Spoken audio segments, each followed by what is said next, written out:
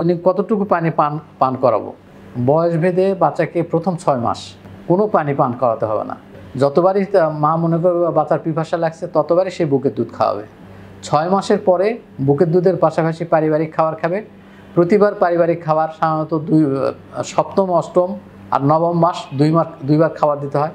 এই ২ বার খাবার পরে অবশ্যই আমাদের পানীয় খাবারগুলো তাকে দেওয়া হয় পানি তার পরিমাণ মতো এবং নর্মাল যে বাচ্চার প্রতি কেজিতে যে ১০০ ml পানি প্রয়োজন হয় এইরকম মেপে খাওয়ানোর দরকার নাই। সে যতটুকু খেতে পারে খাবে।